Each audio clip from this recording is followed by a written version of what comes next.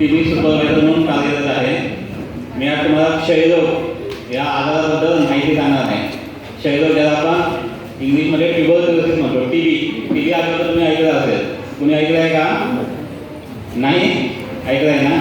ठीक आहे, तुम्ही हुशार मुलं आहात सगळे. ठीक आहे, टीबी आजाराबद्दल मी माहिती सांगणार आहे तुम्हाला. नॅशनल ट्युबरक्युलोसिस इलिमिनेशन प्रोग्राम नावाचा एक राष्ट्रीय कार्यक्रम आहे आरोग्याचा. त्याच्यामध्ये टीबी ह्या आजाराचं निदान आणि उपचार होतो. तर ह्या कार्यक्रमामध्ये दोन महत्त्वाची शाखा आहेत. म्हणजे एक पहिलं म्हणजे क्षयरुग्णांचं निदान आणि दुसरं म्हणजे क्षयरोगाचा उपचार. हे दोन महत्त्वाचे याचे हे आहेत पिलर्स आहेत ह्या कार्यक्रमाचे. तर आहे क्षयरोगाचं निदान पहिलं. त्याच्याबद्दल तुम्हाला माहिती सांगतो. क्षयरोग कशाला म्हणायचं? क्षयरोग हा एका बॅक्टेरियामुळे म्हणजे ज्याला आपण जीवाणू म्हणतो, जीवाणूमुळे होणारा आजार आहे आणि तो अतिशय संसर्गजन्य आजार आहे. त्या बॅक्टेरियाचं नाव आहे मायकोबॅक्टेरियम ट्युबरक्युलोसिस. हा जीवाणू आहे, बॅक्टेरिया आहे, त्याच्यामुळे क्षयरोग हा आजार होतो.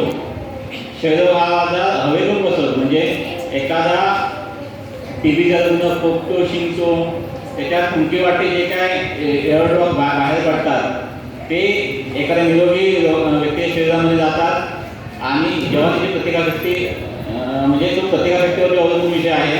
प्रत्येकाच्या शरीरामध्ये टीबीचे बॅक्टेरिया आहे म्हणून त्याचा टीबीचा आजार होत नसतो. प्रतिकारशक्तीवरती अवलंबून असतो. जर त्याची प्रतिकारशक्ती डाऊन झाली तर त्याला टीबीचा आजार भविष्यामध्ये होण्याची शक्यता जास्त असते. तर क्षयरोगाचा संशयित आता कोणाला म्हणायचं मी तुम्हाला सांगतो. क्षयरोग म्हणजे कशामुळे क्षयरोग ओळखायचा? संशय कोणावरती घ्यायचा? तर पहिल्यांदा आहे 2 आठवड्यापेक्षा जास्त दिवसाचा खोकला, 2 आठवड्यापेक्षा जास्त दिवसाचा ताप, भूक न लागणे, त्यानंतर थुंकीवाटे रक्त पडणे. ठीक आहे. वेट लॉस म्हणजे समजा एखाद्या व्यक्तीचं वजन 50 किलो होतं, ते समजा 1 महिन्यावर 45 झालं तर त्यालाही आपण टीबीचा संशय समजू शकतो. ठीक आहे. त्याशिवाय छातीत दुखणे, रात्रीच्या वेळी घाम येणे, हे वेगवेगळे टीबीचे सिम्पटम्स आहेत, लक्षणं आहेत. मग असं जर कोणाला असेल तर त्याला आपण संशयित क्षयरुग्ण म्हणतो. मला त्याचं निदान कशा प्रकारे होतं? आपण संशय शोधला. कोणाला म्हणतो 2 आठवड्यापेक्षा जास्त दिवसाचा ताप, 2 आठवड्यापेक्षा जास्त दिवसाचा खोकला, भूक न लागणे, रात्रीच्या वेळी घाम येणे, छातीत दुखणे, हे वेगवेगळे टीबीचे लक्षणं आहेत.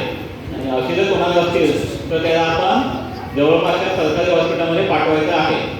आपल्या सरकारी हॉस्पिटलमध्ये टीबीचे निदान आणि टीबीचा उपचार मोफत उपलब्ध आहे. ठीक आहे. तर त्या टीबीचं निदान करण्याच्या कोणत्या पद्धती आहेत? आपण 2 प्रकारे टीबीचं निदान करतो. पहिलं म्हणजे छातीचा एक्सरे काढतो, ज्यामध्ये एक्सरेमध्ये आपल्याला त्याच्यामध्ये काय चेंजेस असतील म्हणजे काय बदल असेल तर आपण समजतो. टीबीचा म्हणजे छातीचा एक्सरे काढण्याचं टीबीचं निदान होऊ शकतं. आणि दुसरी गोष्ट आहे थुंकी तपासणी. ज्यावेळी आपल्याला जास्त खोकला असतो त्या बेडकायुक्त खोकला कफ पडतो आपला कफ सफेद असा, त्या कफाची आपण तपासणी करतो. मग अशा कफामध्ये जर ते बॅक्टेरिया असतील तर ते मायक्रोस्कोप खालती आपल्याला दिसतात आणि टीबीचं निदान होतं. याच्याही पुढे जाऊन आता शासनाकडे नॅट नावाची एक ॲडव्हान्स तपासणी आहे, जी तपासणी पूर्णपणे मशीनवरती होते आणि त्याची सेन्सिटिव्हिटी खूप जास्त म्हणजे अगदी कमी प्रमाणात जर टीबी असेल तर त्याचं निदान वेळीच होऊ शकतं. आणि नॅशनल ट्युबरक्युलोसिस इलिमिनेशन प्रोग्राममध्ये लवकर निदान आणि लवकर उपचार हा अतिशय महत्त्वाचा आहे. जर टीबीच्या रुग्णाचं लवकर निदान झालं तर त्याला लवकर उपचारावरती आणता येतं आणि त्याच्यामुळे इतरांना होणारं इन्फेक्शन आपण थांबवू शकतो. समजा एखादा टीबीचा रुग्ण उपचाराशिवाय राहिला तर समाजातील आणि 10 रुग्णांना तो संशयित 10 नवीन रुग्ण तयार होतात. त्यामुळे फक्त टीबीचा उपचार त्याच्यासाठी महत्त्वाचा नसून समाजासाठी पण महत्त्वाचा आहे.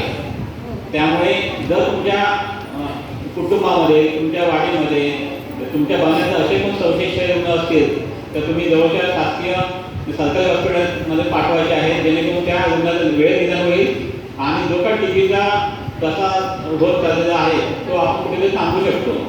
जर टीबीच्या पेशंट वेळ निदान झालं तर ते त्याच्यासाठी पण फायदेशीर आहे. जर त्याचा निदान वेळ झालं तर तो लवकरपणे टीबी मुक्त होऊ शकतो आणि समाजाही त्याचा फायदा आहे. समाजामध्ये जे काही इन्फेक्शन पसरणार आहे भविष्यात ते आपण थांबवू शकतो. म्हणजे जसं आपण कोविडमध्ये बघितलं, जो कोण पॉझिटिव्ह आला त्याला क्वारंटाईन ठेवायचा.